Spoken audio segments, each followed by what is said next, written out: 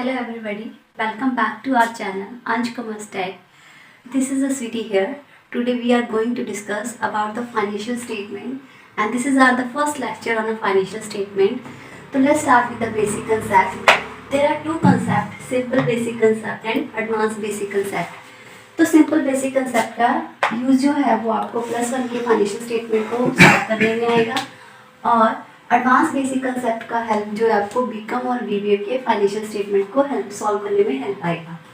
Second है purpose कि हमने फाइनेंशियल स्टेटमेंट कब बननी है, क्यों बनानी है और कैसे बनानी है। तो फर्स्ट है कि हमें अपनी बिजनेस का प्रॉफिट एंड लॉस पता करना है, इस वजह से हमें फाइनेंशियल स्टेटमेंट प्रिपेयर करनी पड़ती है।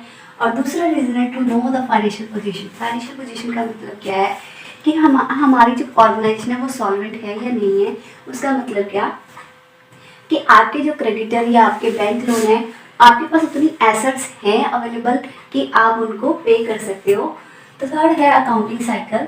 इसका मतलब क्या है कि आप फाइनेंशियल स्टेटमेंट तक पहुंचने के लिए आपको किन किन प्रोसेस से गुजरना पड़ता है। तो फर्स्ट है आपका जर्नल। जर्नल बनने के बाद आपकी बनती है लेजर और लेजर का जो बैलेंस है वो शिफ्ट होता है आपका ट्रायल बैलेंस में और ट्रायल बैलेंस की हेल्प से आप बनाते हो फाइनल स्टेटमेंट। तो फाइनल स्टेटमेंट में किस चीज़ को बनाएं कि हमारा प्रॉफिट भी पता चल जाए और फाइनेंशियल पोजीशन भी पता चल जाए। तो फाइनल स्टेटमेंट में हमें ट्रेडिंग अकाउंट बनाना पड़ता है, second profit and loss account बनाना पड़ता है और थर्ड हमें बैलेंस शीट प्रिपेयर करनी पड़ती है। तो ट्रेडिंग अकाउंट से हमें क्या मिलने वाला है, ग्रॉस प्रॉफिट का आंसर, और प्रॉफिट एंड लॉस से हमें क्या मिलने वाला है, नेट प्रॉफिट का आंसर, और बैलेंस शीट से हमें मिलने वाला है सॉल्वेंसी का आंसर कि हमारी फर्म सॉल्वेंट है या नहीं है। ये मतलब हमारे पास कोई फाइनेंशियल दिक्कत तो नहीं है। एंड फिफ्थ है आपका, क्योंकि मैंने बोला फाइनल स्टेटमेंट जो है वो ट्रायल बैलेंस की हेल्प से बनती है। तो जो ट्रायल बैलेंस फाइनेंशियल स्टेटमेंट को समझने से पहले हमें ट्रायल बैलेंस को समझना जरूरी है। तो ट्रायल बैलेंस में आपको एक डेबिट और क्रेडिट साइड होती है। तो यहाँ पर डेबिट में all the assets and all the expenses है और क्रेडिट में आपकी लायबिलिटीज एंड इनकम है। तो इन्हीं चीज़ों को देख के हम फाइनल अकाउंट को प्रिपेयर करते हैं। फाइनल अकाउंट को ही फाइनेंशियल स्टेटमेंट बोलते हैं, तो आप कंफ्यूज ना हो। तो फाइनल अकाउंट में हमने जैसे बताया कि trading profit and balance sheet बनती है। तो ये देखो trading profit and balance sheet.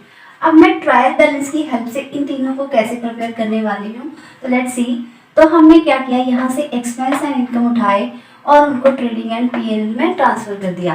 तो हम इनको जब एक्सपेंस और इनकम की ट्रीटमेंट होती है किसी अकाउंट में तो उसको हम नॉमिनल अकाउंट में बोलते हैं। ये हमने रूल में पढ़ा है कि all expenses are debit and all incomes are credit in a nominal account. तो इस वजह से हम ट्रेडिंग और पीएनएल को नॉमिनल अकाउंट भी बोल सकते हैं।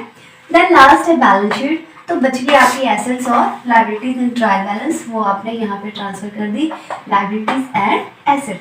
तो इसकी हेल्प से मतलब ट्रायल बैलेंस की हेल्प से आपका ये फाइनल अकाउंट बन जाएगा। लेकिन हम फाइनल अकाउंट के कंपोजिशंस होते हैं, कहने का मतलब कि फाइनल अकाउंट अलग अलग ऑर्गेनाइजेशन में अलग अलग वे से बनता है। तो फर्स्ट है आपकी मैन्युफैक्चरिंग ऑर्गेनाइजेशन और सेकंड है आपकी ट्रेडिंग ऑर्गेनाइजेशन। मैन्युफैक्चरिंग ऑर्गेनाइजेशन का काम क्या है कि वो रॉ मटेरियल खरीदते हैं और उसके ऊपर प्रोसेस करके फिर उसको फिनिश में कन्वर्ट करके सेल करते हैं। और ट्रेडिंग ऑर्गेनाइजेशन क्या करते हैं, ये आपके होलसेल के प्रोडक्ट को खरीदते हैं, होलसेल में प्रोडक्ट खरीदते हैं मतलब रेडीमेड प्रोडक्ट खरीदते हैं और होलसेल बेसिस पे खरीद के रिटेल में सेल कर देते हैं और उससे प्रॉफिट वो अर्न करते हैं। तो लेट्स सी मैन्युफैक्चरिंग ऑर्गेनाइजेशन क्या क्या प्रिपेयर करेगी। फर्स्ट है manufacturing account, second trading account, third profit and loss account and fourth balance sheet. और ट्रेडिंग ऑर्गेनाइजेशन क्या प्रिपेयर करने वाली है, trading account, profit and loss account and balance sheet. तो मैन्युफैक्चरिंग ऑर्गेनाइजेशन में टोटल आपकी 4 प्रिपरेशंस हो रही हैं और ट्रेडिंग अकाउंट में आपकी 3 प्रिपरेशंस हो रही हैं।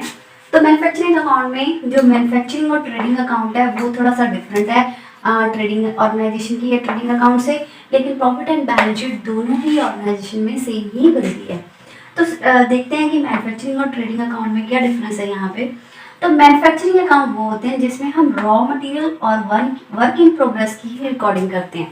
मैन्युफैक्चरिंग ऑर्गेनाइजेशन में हम रॉ मटेरियल और वर्क इन प्रोग्रेस की रिकॉर्डिंग करते हैं और ट्रेडिंग ऑर्गेनाइजेशन में हम ट्रेडिंग अकाउंट में मैन्युफैक्चरिंग ऑर्गेनाइजेशन के ट्रेडिंग अकाउंट में हम सिर्फ फिनिश गुड्स की ट्रांजेक्शन को ही रिकॉर्ड करते हैं। तो ये डिफरेंस है आपका मैन्युफैक्चरिंग अकाउंट और ट्रेडिंग अकाउंट। तो लेट्स सी कि जो मैन्युफैक्चरिंग ऑर्गेनाइजेशन है वो मैन्युफैक्चरिंग और ट्रेडिंग अकाउंट कैसे प्रिपेयर होता है।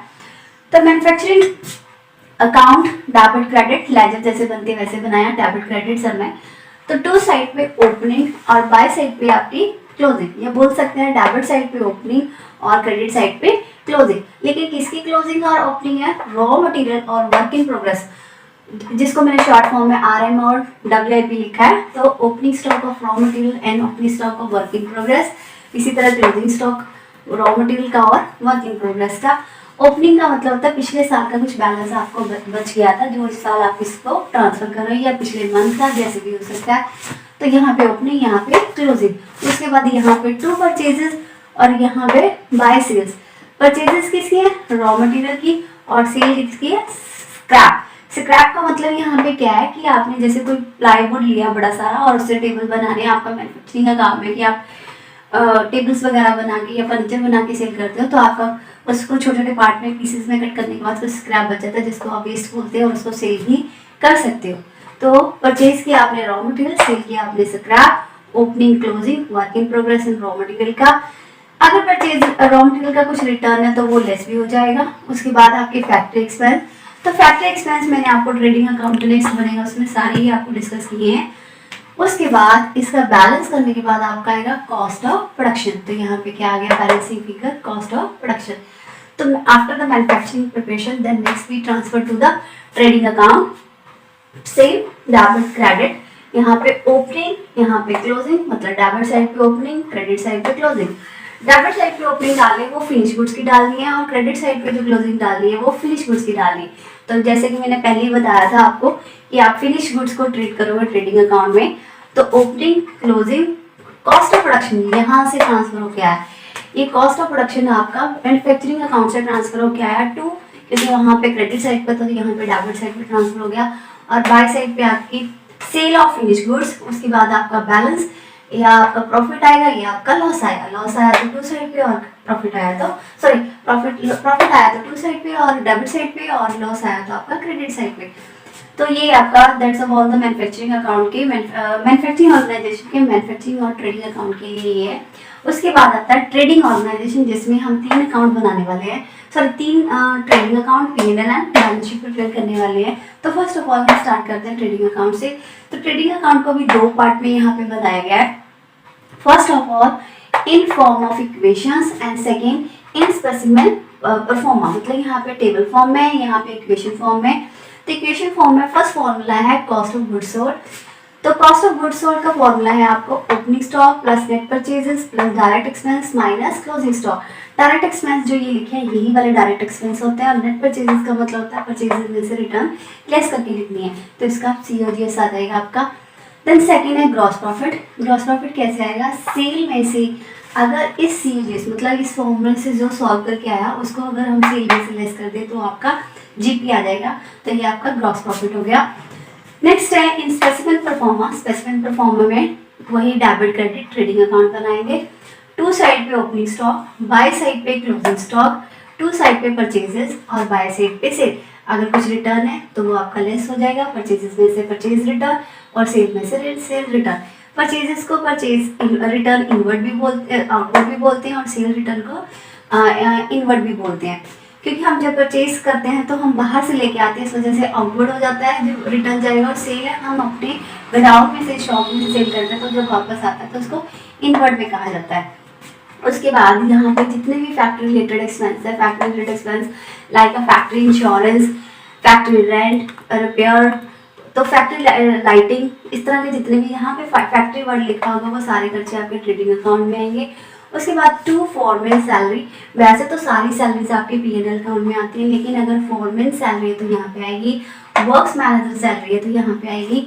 अकेला वेजेस लिखा तब भी ट्रेडिंग अकाउंट में आएगा, वेजेस एंड सैलरी लिखा तब भी ट्रेडिंग अकाउंट में आएगा। लेकिन अगर सैलरी एंड वेजेस मतलब ये पहले और ये बाद में लिखते हैं फिर यहाँ नहीं आएगा, फिर आपका ये P&L अकाउंट में ट्रांसफर हो जाएगा।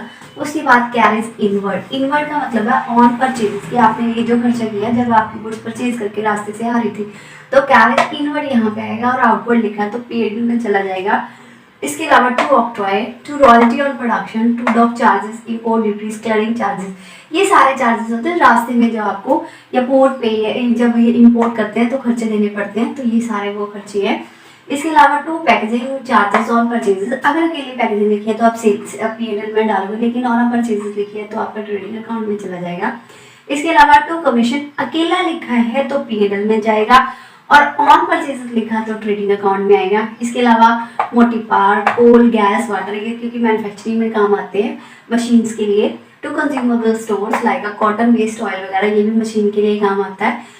तो उसके बाद बाय सेल मैंने बता दिया। क्लोजिंग स्टॉक अब बैलेंस करेंगे, या तो ग्रॉस प्रॉफिट आ जाएगा या तो आपका ग्रॉस लॉस आ जाएगा।